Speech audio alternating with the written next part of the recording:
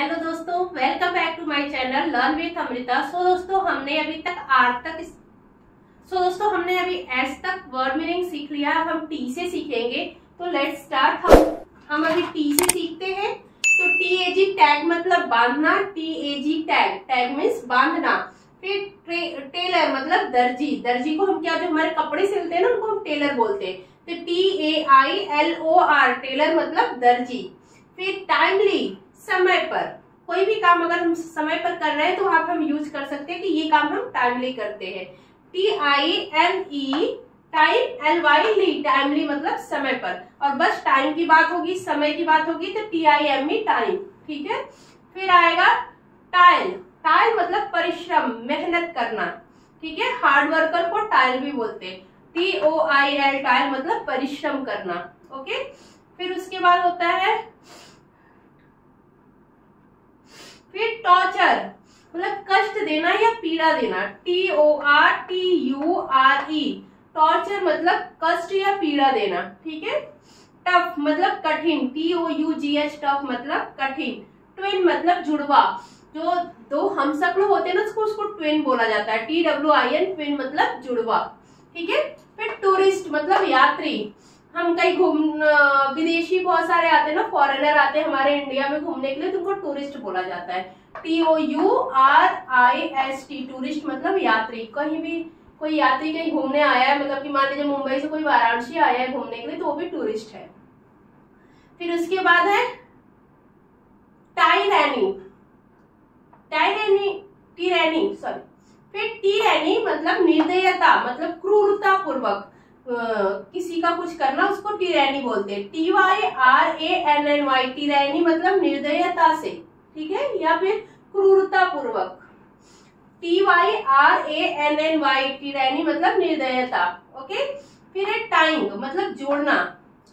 Tie मतलब बांधना होता है और जोड़ना होता है। टाई मतलब भी जोड़ना होता है। TYING, टाइम मतलब जोड़ना। फिर उसके बाद है ट्रेनिंग मतलब शिक्षण, मतलब TRAINING, ट्रेनिंग मतलब शिक्षण। फिर उसके बाद है ट्रेडिशन मतलब परंपरा, परंपरागत चला आ रहा है। जैसे कि हमारे इंडिया में परंपरा चले आ रहा है सलवार कुर्ती पहनने का, साड़ी पहनने का, और जो मतलब कि कंटिन्यूअसली चला आ रहा है उसको हम ट्रेडिशन बोलते हैं। ठीक है। TRADITION, ट्रेडिशन मतलब परंपरा। फिर होता है थॉट आउट मतलब काफी दूर, थ्रो आउट मतलब काफी दूर। THROUGH, थ्रो, OUT, आउट मतलब काफी दूर। THROUGH, OUT, आउट, काफी दूर। बहुत दूर कोई चीज हमने फेंक दी है तो उसको हम बोलेंगे थ्रो आउट, मतलब हमने काफी दूर उसको फेंक दिया है। I throw out that pen. Okay. मैंने इस पेन को बहुत दूर फेंक दिया है। ठीक है। तो काफी दूर फेंकना, throw out. Okay. Hope you understand. के बाद यू के बारे में जानेंगे। ठीक है। यू जो कि वॉवेल्स भी है और मैंने बहुत पहले इसके बारे में बहुत बार पढ़ाया भी है। पहला स्पेलिंग है अर्जेंट।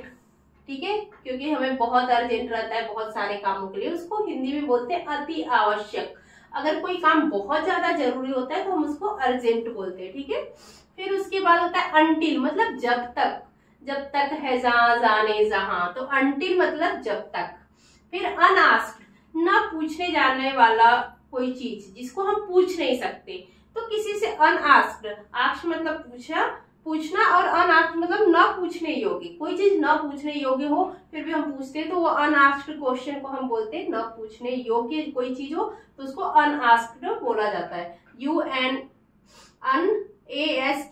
अनआस्क्ड मतलब न पूछने योग्य। अपान मतलब ऊपर की ओर। UP, अपॉन ऊपर की ओर। UPON, अपॉन मतलब ऊपर की ओर। फिर अनरेस्ट मतलब अशांति, बेचैनी, घबराहट, उसको हम अनरेस्ट बोलते हैं। UNREST, unrest.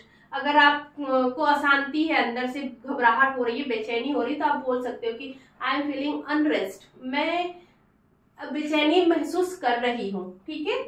फिर उसके बाद जिसके पास कोई आर्ट न हो उसको हम क्या बोलते हैं, कलाहीन। जिसके पास कोई भी आर्ट न हो उसको हम बोलते हैं कलाहीन। तो यहाँ पर हो जाता है अनआर्टफुल। ठीक है। अनआर्टफुल मतलब किसी के जिसके पास कोई कला ना हो उसको अनआर्टफुल बोलते हैं। UNARTFULL अनआर्टफुल मतलब कलाहीन व्यक्ति। फिर उसके बाद है यूनिवर्सल मतलब विश्वव्यापी। यूनिवर्सल ट्रूथ ये है कि सन ईस्ट से निकलता है, ठीक है।